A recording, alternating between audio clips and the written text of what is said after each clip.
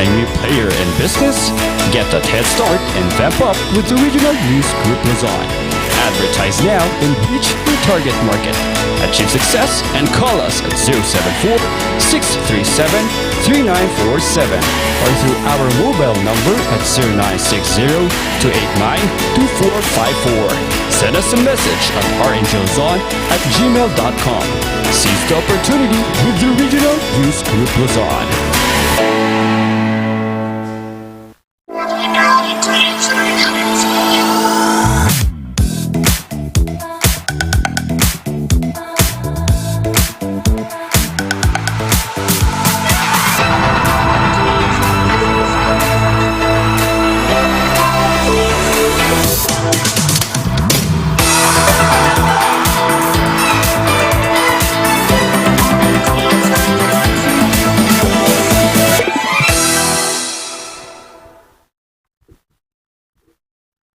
Thank God it's Friday! Ayan, good morning mga kabalitaktakan. Ako ang inyong makakasama, makakatawanan at makakakwentuhan.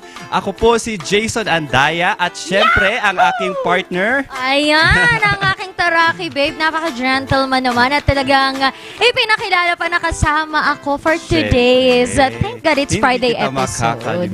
Ang nag-iisang minion in the house, magdadala pa rin sa inyo ng good vibes kahit end of the week na. Randy Guzman po. At mamaya-maya lang marami kaming mga updates at chikahang isi-share with you mga ka-morning bee.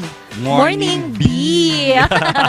Morning bee. Oo, and para simulan ang ating mga umaga sa mga kababangon pa lang, hawak na ang kanilang mga mug ng kape, kung ano man ang inyong iniinom. At i-search po sa mga social media accounts nyo ang aming page, Facebook account. You just type there Regional News Group Luzon or RNG Luzon. We have also our YouTube channel, RNG Luzon. And of course, Twitter, Instagram, and TikTok. Ayan. Everything is RNG Luzon. And dun sa mga mahilig po magbasa, you can also access our website, rngph.com. Ayan, dahil kaninang umaga partner, napakalamig pa rin ang panahon. Araw-araw pa rin malamig ang panahon. Kaya, speaking of panahon po tayo, alamin naman po natin ang ating weather update ngayong umaga. June 2. Oo, June 2, ngayong umaga.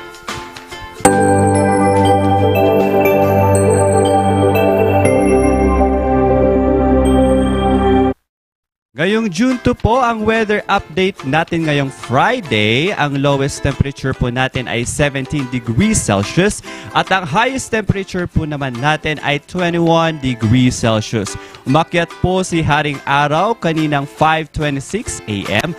at lulubog po siya mamayang 6:22 p.m. Oo, 6:22 p.m. And alam nyo, Friday na ngayon, kaya talagang thank God it's Friday kasi nga naman, paalis na si Bagyong Betty dito sa Philippines. That is regarding to DOST Pag-asa. Kaya kung makikita nyo, may mga nakakakita na kay Haring Araw. Pero ngayong buwan po ng June, kahit umalis si Betty, ay pwedeng pumasok ang dalawa pang bagyo. That is according to DOST Pag-asa. And papangalanan silang Chedeng at Dodong. Itong dalawang ito ay inaasahan ngang pumasok sa Philippine Area of Responsibility this month of June. Alam mo kasi partner, kapag June talaga, nagsa-start usually yung mga bagyo sa Silangang Visayas, sa Mindanao, or sa Bicol region. And alam mo, ang aking kachikahan kasi minsan ay DOST Pag-asa, lalo na kung gusto kong malaman kung anong mangyayari. And Anong chika ng mga DOST? According to them, yung mga bagyo na papasok this year ay medyo malalakas because of El Nino. So kung nagtataka kayo mga ka-MB, bakit El Nino, di ba? Pag El Nino, mainit. Pero bakit ganon ang mga bagyo malalakas, laging umuulan? Kasi nga naman, kapag sobrang init nga naman ng hangin at syempre, evaporate siya dito sa ating mga clouds.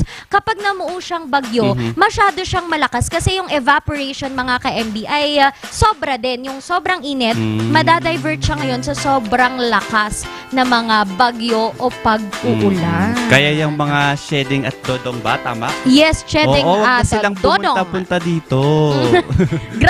Pinalayas. Huwag na silang dumaan dito para na rin sa ating mga kababayan na for our safety. Yes. Ayan, at syempre, speaking of landfall naman po tayo, may literal pong landfall 2 days ago lang po sa Barangay Camp 4 in Tuba, Benguet, headed by punong Barangay Romy Salinas. Ayan po, kung makikita nyo po sa atin, ang screen sa Cannon Road po.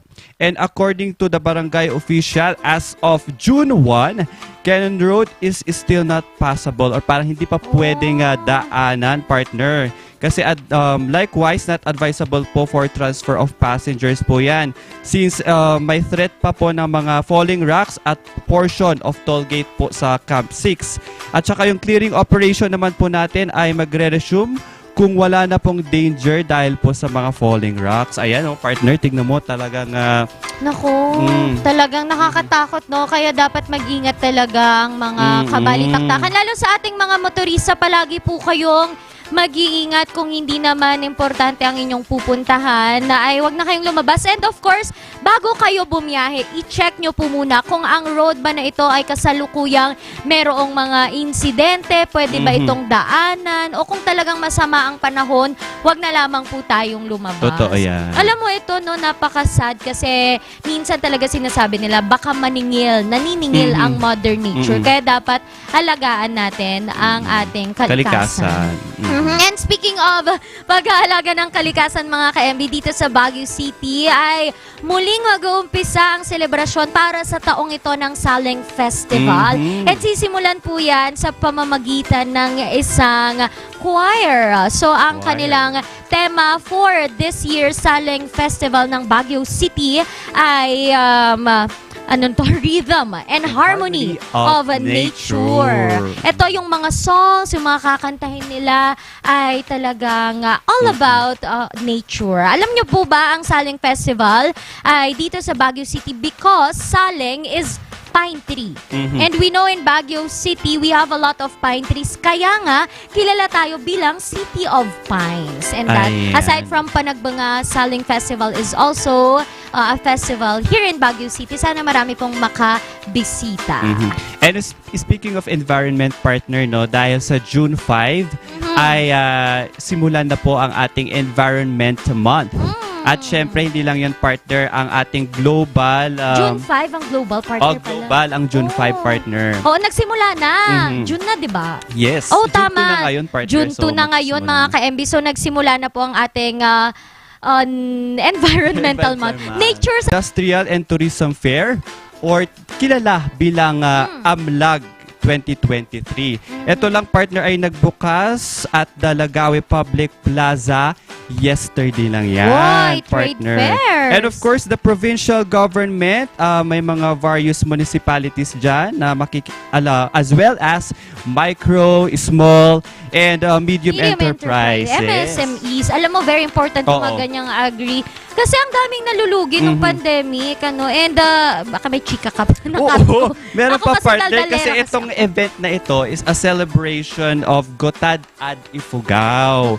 And the province ay sineselebrate din dito yung 57th founding anniversary. So, talagang madaming kaganapan itong AMLAG Festival na ito. Alam mo, medyo natutuwa ako no, itong sa mga founding anniversary, mga ka-MB. Kasi last week nga, no, nandun kami sa Tarlac founding anniversary. Ang dami mo talagang matututunan tungkol sa kanilang history regarding sa mga tao. Ano ba yung mga pinagdaanan. And aside from that nga, while they are celebrating their provinces or kung ano man yung mga lugar nila, ay nasi-celebrate din yung opportunities para dito sa ating mga MSMEs. Ayan, kaya bigyan po natin ng kahalagahan ng ating kultura, ang ating mga celebration ng mga ganito na dapat hindi natin kinakalimutan. At ito naman ito trending talaga to sa social media. Dito naman sa Ifugao, meron na naman tayong Ifugao Pride. Hindi lang about sa talent, pero sa pagiging honest. Sa kanilang pagiging honest kasi may maglolo po, ito babasahin ko po ang kanilang pangalan para hindi po tayo magkamali because they deserve the recognition. Si Mr. William Anodon at ang apo niyang si CJ Bukahan, nagbalik po ng 305,000 pesos doon sa nakalaglag ng kanyang pera. While Mr. Jerry Inugidan, nagbalik siya ng 685,000 pesos. Wow naman yan, partner. Diba? No? Parang yung halos 1 million na, no? Yung mga nawala or nalaglag na pera ng ibang mga residente. Ayan. At talagang saludo ako kay Sir kasi ngayon na, sa hirap ng Oo, buhay, no? talagang madami pa rin mga taong honest, madami pa rin mga taong, alam mo yun, yung parang may mabuting loob pa rin. They Kaya- have the conscience. Yes. No? Ang hirap kasing mabuhay, mga ka-MB, na alam mong hindi sa'yo, Mm-mm. tapos gagamitin mo. No, mahirap yung ganon, mga ka-MB. Kaya kung nangangailangan kayo, pwede naman kayong humingi ng tulong. Kasi hindi nyo alam, baka yung perang nasa kamay nyo na hindi nyo naman pag-aari ay kailangan din ng iba. At saka pinaghirapan din naman yan. Kaya sir, saludo po kami sa inyo. At maraming salamat po. At inimpluwensyahan niyo po ang iba na gawin kung ano po ang tama. Especially yung apo, no? Bata pa lang, no, yung Oo. apo. Pero alam na niya. Siguro yung apo dyan ang nakapulot ng pera, no? Tapos sinabi sa kanyang lolo. Anyway, maraming salamat po muli sa inyong pagiging honest. You are an inspiration to everyone. Yes. At partner, parang medyo excited. Hindi medyo, excited talaga ako Oo. mamaya. Kasi Oo. may makakasama, usapang ano naman tayo, fur babies naman tayo Oo, mamaya, bakit? partner. Naku, ako medyo excited Mahilig na. ka ba sa mga aso, partner? May mga aso kami, pero fun fact, takot ako pag aso ng iba. Kahit gaano pa yan kaliit, kapag aso ng iba, takot ako. Sabi nga nila, yung aso mo, ang laki-laki. Dati kasi meron kaming American Bully. Hindi Ano? naman ako takot kasi nakita ko siyang lumaki. So, na-instill ko na sa kanya na matakot siya sa akin. Yan. Oo, pero pag ibang aso, nako, sa Station 8 ng BCPO, sa mga nabibisita po doon, napakalaki po ng kanilang aso. George, shout out Shout next out time. talaga. Wag mo na akong sasalubungin. Malaki siya, ganyan siya. Saint Bernard, 1 year pa lang siya. Ay, naku, pag nakita mo talaga yung Jason. Pero partner, baka kasama natin ng maliliit na aso. Maliliit. Dahil kasama po natin si Sir Mark Abalos, Uy. na isang fur parent specialist. Tuturuan po tayo ng mga pet grooming and mga tips kung paano nga ba magsimula. Ayan. Sa pag-aalaga. Kaya abangan lang po yan. Oo. At iba pa pong mga detalye mamaya lang dito sa Morning Balitaktakan.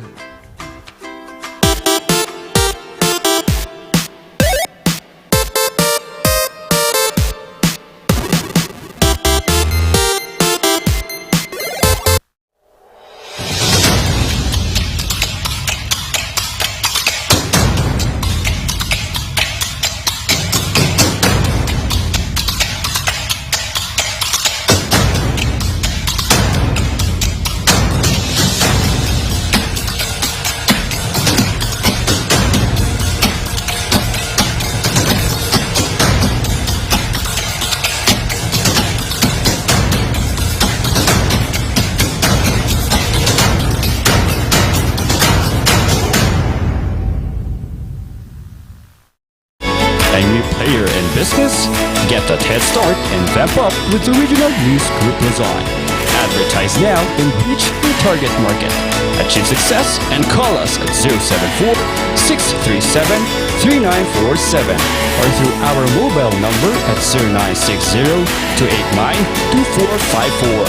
Send us a message at rngluzon@gmail.com. Seize the opportunity with the Regional News Group Luzon.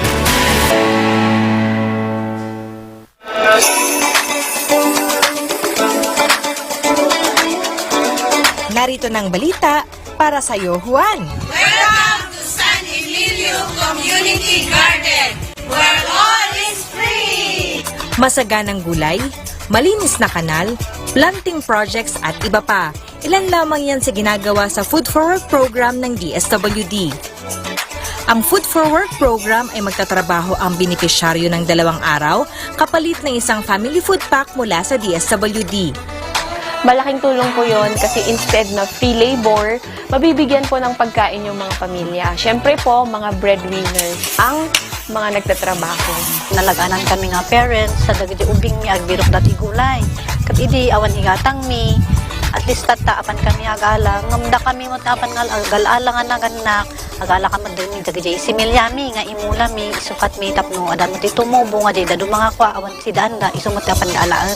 Ang mga tatrabahuin ng benepisyaryo ay konektado sa disaster risk reduction. Ang ibig sabihin nito ay tututok ang mga proyekto sa pagsasaayos at pagpapaganda sa kapaligiran upang maiwasan ang malaking epekto ng kalamidad. Dakkel nga talaga ti tulong na dito yung komunidad mi. Aglalo na ito yung food for work na dato eh.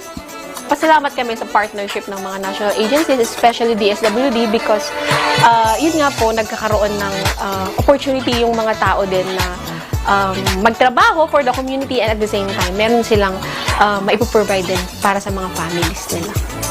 Ang identifikasyon ng proyekto ng bawat munisipyo ay manggagaling sa Provincial Social Welfare and Development Office na siyang kasama ng DSWD sa pagpapatupad ng programa.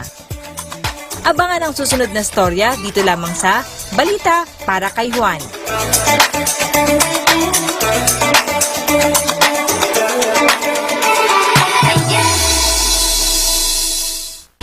Angry player in business? Get that head start and vamp up with the Regional News Group Luzon. Advertise now and reach your target market. Achieve success and call us at 074-637-3947 or through our mobile number at 0960-289-2454. Send us a message at rngluzon@gmail.com. Seize the opportunity with the Regional News Group Luzon. Kasama mo sa iyong pag-asenso ang King's Vita Plus Animal Feed Supplement. Andito na ang pampabilis sa paglaki at pampabigat ng inyong alagang baboy. Ang King's Vita Plus Animal Feed Supplement, bago, kumpleto at puno ng mga sangkap. Tested and proven, sigurado at epektibo. Mabibili sa mga Agrivet stores. King's Vita Plus Animal Feed Supplement.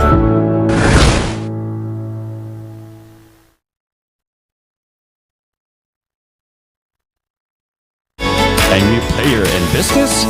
Get that head start and vamp up with the Regional News Group Luzon. Advertise now and reach your target market. Achieve success and call us at 074-637-3947 or through our mobile number at 0960-289-2454. Send us a message at rngluzon@gmail.com. Seize the opportunity with the Regional News Group Luzon. Ng batang 90s, taratali ng ikrahay. Batang 90s filthy, di ka magsisisi, promise. Sa milky ng batang 90s.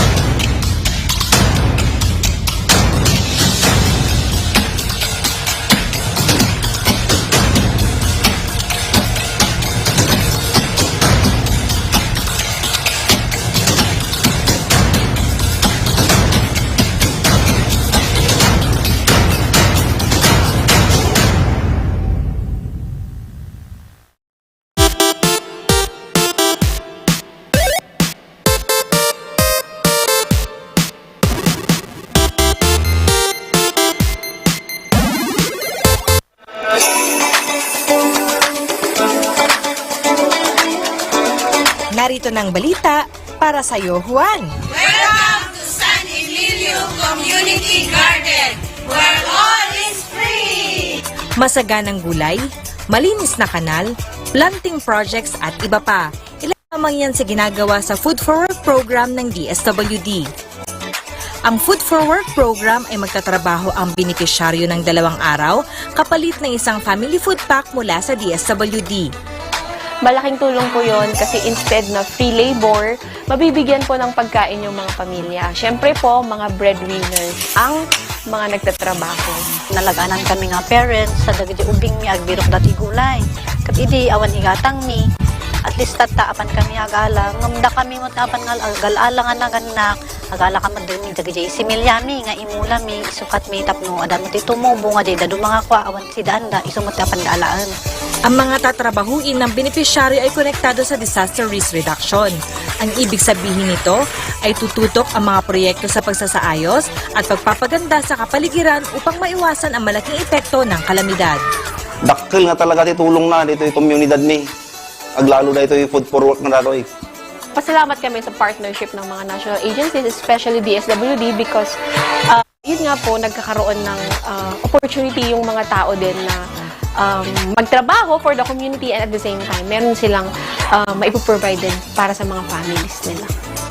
Ang identifikasyon ng proyekto ng bawat munisipyo ay manggagaling sa Provincial Social Welfare and Development Office na siyang kasama ng DSWD sa pagpapatupad ng programa. Abangan ang susunod na storya dito lamang sa Balita para kay Juan.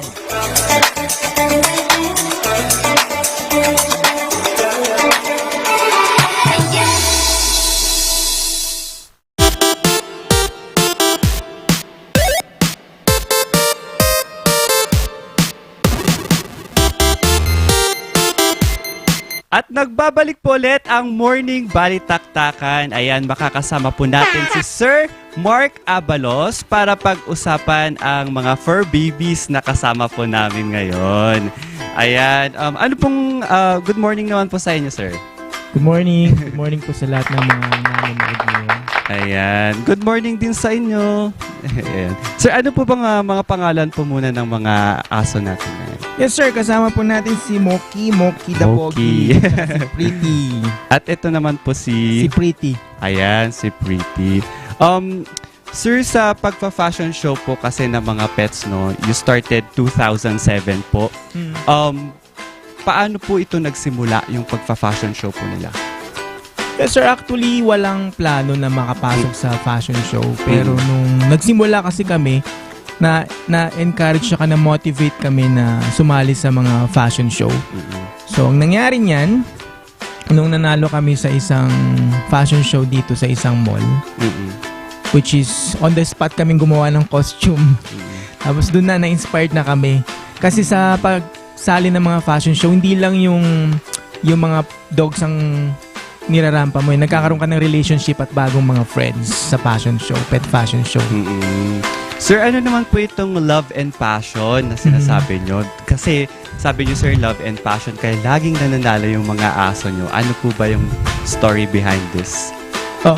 Love and passion means na pagsasali ka kasi sa isang pet fashion show, hindi lang yung gusto mong manalo. Dapat yung gusto mo yung ginagawa mo, at saka yung passion mo talagang gumawa at sumali at makihalubilo sa mga pet lovers din. So sir, kayo din po yung gumagawa ng mga costumes din po nila, yung mga designs po nila?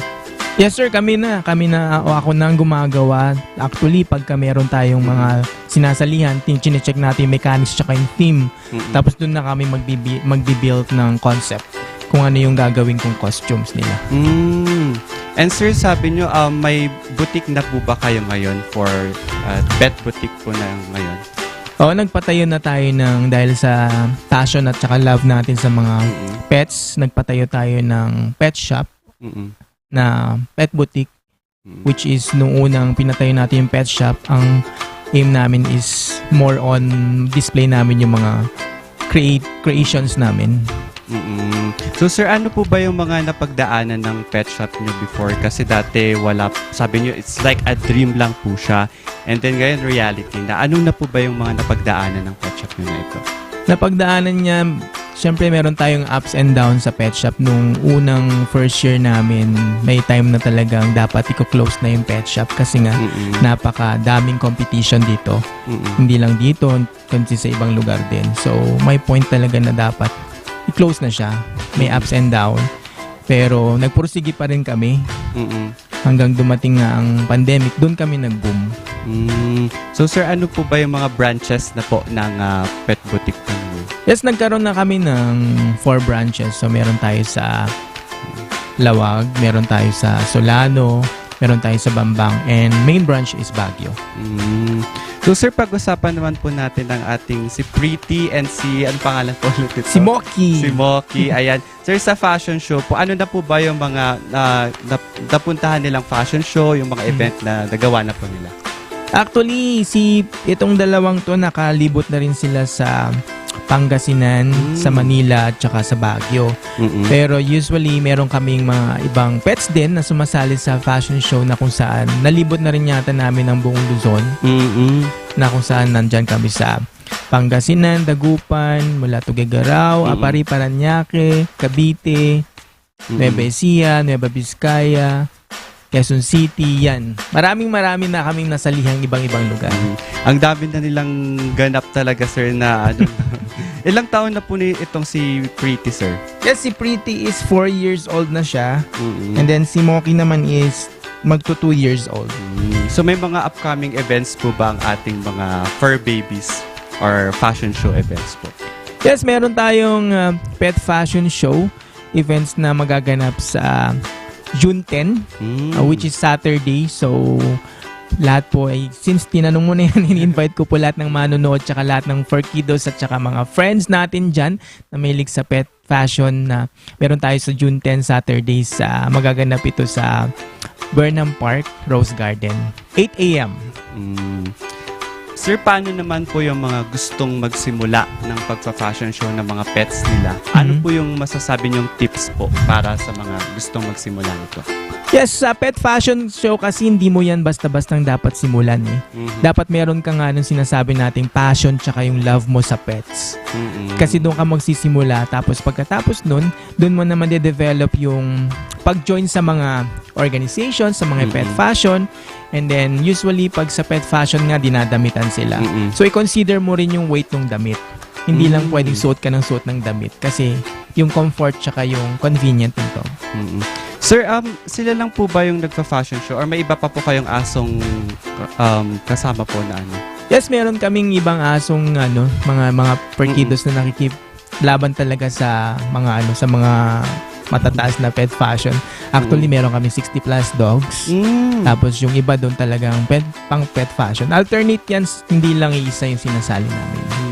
So, sir, parang parang iba't iba rin po yung mga nag-aalaga. Or sa 60 na aso po na yun, kayo rin po yung nag-aalaga ng aso? Ako, tapos kasama ko yung isang kapatid ko na tumutulong sa akin. Talagang tutok tayo sa pag-aalaga. Halos lahat sila, sir, talagang sumasabak sa fashion show? Hindi naman. Yung iba lang? Yung iba lang. Ayan. Ano pong breed ng mga asong ito, sir? Ito sila yung mga Pomeranian natin. Pomeranian. Ayan, so mamaya-maya po ay talagang ipapakita rin po ni Sir Mark ang kanilang damit kung paano po sila mag-fashion show. At yan lang po at iba pa pong detalye na aabangan natin maya-maya dito lang po sa Morning Balitaktakan.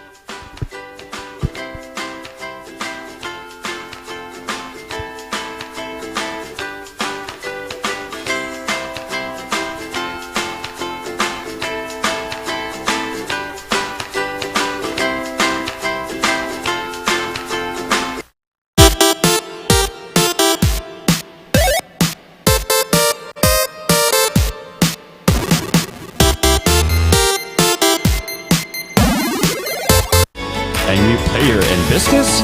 Get a head start and vamp up with the Regional News Group Luzon. Advertise now and reach your target market. Achieve success and call us at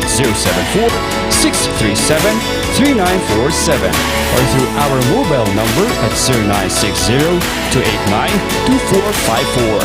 Send us a message at rngluzon@gmail.com. Seize the opportunity with the Regional News Group Luzon. Kasama mo sa iyong pag-asenso ang King's Vita Plus Animal Feed Supplement. Andito na ang pampabilis sa paglaki at pampabigat ng inyong alagang baboy. Ang King's Vita Plus Animal Feed Supplement bago, kumpleto at puno ng mga sangkap. Tested and proven, sigurado at epektibo. Mabibili sa mga Agrivet stores. King's Vita Plus Animal Feed Supplement.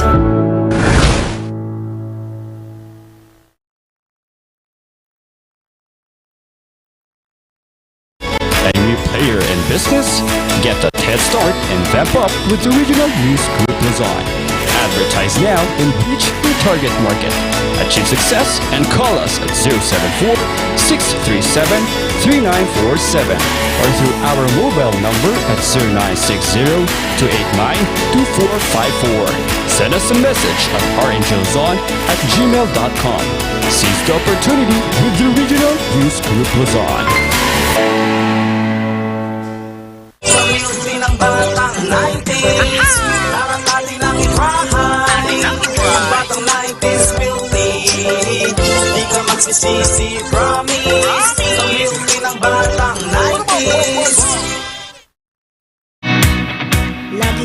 sa mga programa ng RNG Luzon.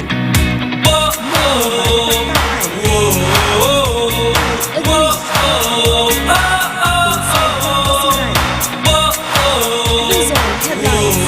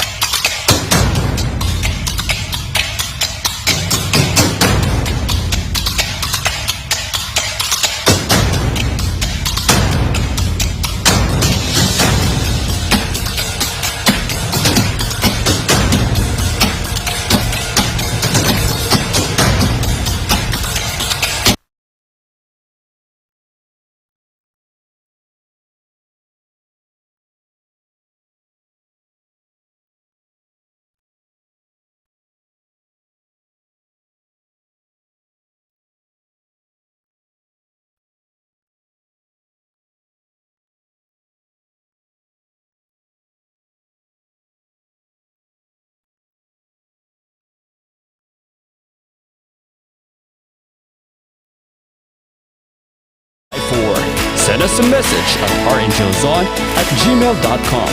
Seize the opportunity with the Regional News Group Luzon.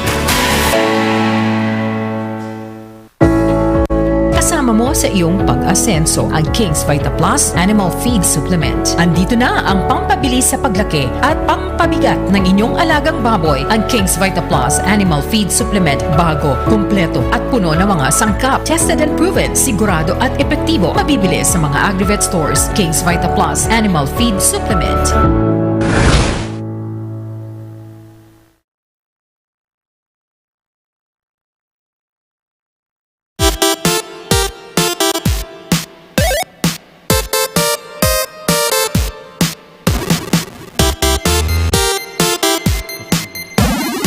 At nagbabalik po ang Morning Balitaktakan. Kasama pa rin natin. Itong hawak ko si Moki. Moki the Pogi. Napaka-pogi ng dog na ito. And andun pa rin hawak ni Sir Cram, si Pretty. Muntik ko na masabi Betty. Alam niyo, sa sunod-sunod na bagyong Betty, muntik ng Betty. Pretty ang kanyang pangalan. Anyway, sir, nakadamit na kung nakikita niyo itong si Moki. Kasi ganito pala, partner, kapag nagpa-fashion show sila. Sir, mahirap bang damitan kapag fashion show? Kasi usually yung iba kahit nga maglagay ka lang ng collar, hindi galaw ng galaw, hirap na hirap kayo, sir. Paano nyo po siya dinadamitan talaga? Yes, usually may mga pets talaga na ayaw magpadamit. Pero dapat i-train mo rin habang nasa bahay ka. Siguro dapat meron siyang at least konting pirasong damit, ganun. Hindi na sila nagpupumiglas. Hindi na. Oo. Sir, balita ko, sabi mo kanina, Jason, ilang fashion shows na sila? Napakarami na ba? Madami na, partner. Hindi ko nakakabilang sinabi sa Nasa 300 plus. Ay, 60 ang aso. 60 ang aso nyo, sir. Paano nagkakasya sa inyong bahay? Kahit hindi magkasya, kailangan pagkasya. Ay, talagang... Dahil sa love talaga. Oo, love for pets. So, may mga tao talagang mahilig at talagang gusto nila may pet sila. Sir, pwede mo ba ipakita sa amin kung paano mo dinadamitan si Pretty? Ayan, ipapakita Yes. mo. Ito. Moki, Ito na dadamitan lang. ng iyong... Sister po ba niya ito? Hindi sila magkano. Maasawa niya to. Ay, nako, makaasawa. Oo, ayan. Ayan, ipapakita po sa atin ni Sir Cram kung paano niya dinadamitan si Pretty ng kanyang very pretty na orange dress din. Ito yung gown namin na dress. Tapos usually, hindi dapat siya lalagpas ng at least 1.5 kilos or hindi siya mabigat para kayang-kaya niya. Tapos ang pagdamit niya, ganyan lang siya. Meron siyang opening dito. Para pagka competition, ilalagay niya. Naku, tayo ay medyo lalayo. Ay, oo nga, no? Parang may buntot na lang siya agad-agad. Napakaganda naman. Ikaw ang gumagawa ng gowns na nila, sir. Yes, ma'am. Wow. Kasi alam mo yung Ganyan. sukat din nila. Para pag naglakad siya, kayang-kaya niya nang dalhin. Oo. Maglakad ka naman, Pretty. Medyo kinakabahan po si Pretty. Alam niyo mga ka-MB, dapat din talaga may mga aso din na though na-train sila, syempre kailangan mangilala muna sila. May mga mangilala. Tsaka may mga pets talaga na ayaw nilang naglalakad sa carpet. Mas gusto nila sa flooring. Oo. Paano naman po siya kapag rumarampa? Kayo po ba ay nasa harapan niya or kaya na niya yun? dapat i-guide mo rin siya pag rumarampa. Usually pag rumarampa kasi ngayon ang pet fashion show hindi na lang dog, meron na rin sila mga kanya-kanyang float. So may float siya, pag binaba mo na siya sa judges, doon na siya maglalakad. Dapat may pakita mo sa sanay judges. na siya. Gaano katagal niyo po sila training for that? Hindi naman siya matagal kasi nung una, damit-damit lang. Tapos hanggang sa naengganyo nga sumali ng pet fashion, hanggang sa sinuot mo na yung damit niya, okay naman. Sir Graham, nabanggit mo kasi kanina, kayo ang gumagawa na ng mismong clothes po nila. So kapag, syempre ang mga competition may mga themes, paano yun, sir? Ano ba yung mga usually iniisip nyo muna kung kunyari merong, for example, ang ating tema ay November 1, ayan. Ano yung mga criteria na talagang iniisip nyo para hindi lang yung damit ang maganda, pero pati yung kanyang mukha dito or kanyang itsura kapag rumampa? Yes, one thing na dapat mo i-consider is babasahin mo yung mechanics. Kasi din mo bumubuo yung concept at saka yung criteria na kinakailangan na sa show. So usually dapat sa mga sasali, basahin natin yung mga mechanics kasi doon mo malalaman kung ano ang dapat na tema na gagawin mo sa damit nila. Pag ganun, sir, is it, for my last question, is it the clothes or the costume or is it really the dog and how the dog projects? Usually, ang gina-judge dyan, kasama na yung uniqueness ng clothes, pero nandun yung showmanship kung paano i-carry nung dogs or nung pets yung clothes mo. Kasi meron yung mga costumes na napakabigat na halos hindi na mailakad nung pet mo. Tsaka yung, syempre, yung relationship nyo, yung tandem nyo as pet owner tsaka as the pet. Sir Graham, thank you so much sa pag-share sa amin kung paano ito dinadamitan. Next time, bibisita kami sa inyo para maki-arbor ng damit. Oo. Maki-arbor ng Para damit. bisitahin natin yung 60 na alaga ni Dogs. Sir. Once again, si Mr. Graham Abalos. Ito po si Moki. Very cute Moki the Pogi. At ito naman si Pretty. And sana po ay nag-enjoy kayo sa ating Think It's Friday episode. Muli po, ako po si Ren De Guzman, ang nag-iisang minion in the house. At ako naman po si Jason Andaya, ang Taraki Babe ninyo. At ayan, maraming salamat po sa inyo. Yes, thank you. Salamat po, Sir Cram. Sa Lunes, muli magkita-kita tayo pareho nga umaga pa rin. Umaga pa rin, abangan pa rin kami dito sa Morning Balitaktakan!